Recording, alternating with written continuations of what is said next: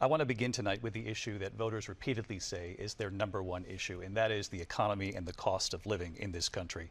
Vice President Harris, you and President Trump were elected 4 years ago, and your opponent on the stage here tonight often asks his supporters, are you better off than you were 4 years ago? When it comes to the economy, do you believe Americans are better off than they were 4 years ago? So I was raised as a middle-class kid, and I am actually the only person on this stage who has a plan that is about lifting up the middle class and working people of America. I believe in the ambition, the aspirations, the dreams of the American people. And that is why I imagine and have actually a plan to build what I call an opportunity economy. Because here's the thing. We know that we have a shortage of homes and housing, and the cost of housing is too expensive for far too many people. We know that young families need support to raise their children, and I intend on extending a tax cut for those families of $6,000, which is the largest child tax credit that we have given in a long time, so that those young families can afford to buy a crib, buy a car seat, buy clothes for their children. My passion, one of them, is small businesses. My mother raised my sister and me, but there was a woman who helped raise us. We call her our second mother. She was a small business owner. I love our small businesses. My plan is to give a $50,000 tax deduction to startup small businesses, knowing they are part of the backbone of America's economy. My opponent, on the other hand, his plan is to do what he has done before, which is to provide a tax cut for billionaires and big corporations, which will result in $5 trillion to America's deficit.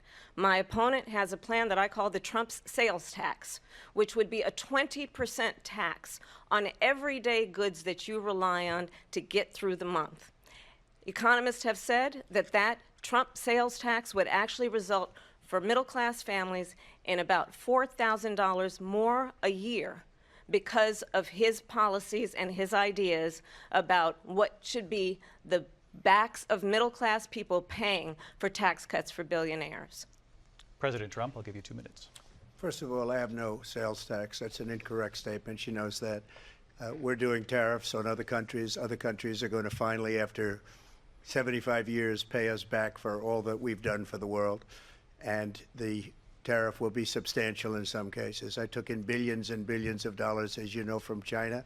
In fact, they never took the tariff off because there was so much money they can't. It would totally destroy everything that they've set out to do. They're taking in billions of dollars from China and other places. They've left the tariffs on. When I had tariffs, and yet I had no inflation. Look, we've had a terrible economy because inflation which is really known as a country buster. It breaks up countries. We have inflation like very few people have ever seen before, probably the worst in our nation's history. We were at 21%, but that's being generous because many things are 50, 60, 70, and 80% higher than they were just a few years ago. This has been a disaster for people, for the middle class, but for every class. On top of that, we have millions of people pouring into our country from prisons and jails, from mental institutions and insane asylums, and they're coming in and they're taking jobs that are occupied right now by African Americans and Hispanics, and also unions. Unions are going to be affected very soon. And you see what's happening. You see what's happening with towns throughout the United States. You look at Springfield, Ohio. You look at Aurora in Colorado. They are taking over the towns. They're taking over buildings. They're going in violently. These are the people that Xi and Biden led into our country, and they're destroying our country. They're dangerous. They're at the highest level of criminality, and we have to get them out. We have to get them out fast. I created one of the greatest economies in the history of our country. I'll do it again and even better.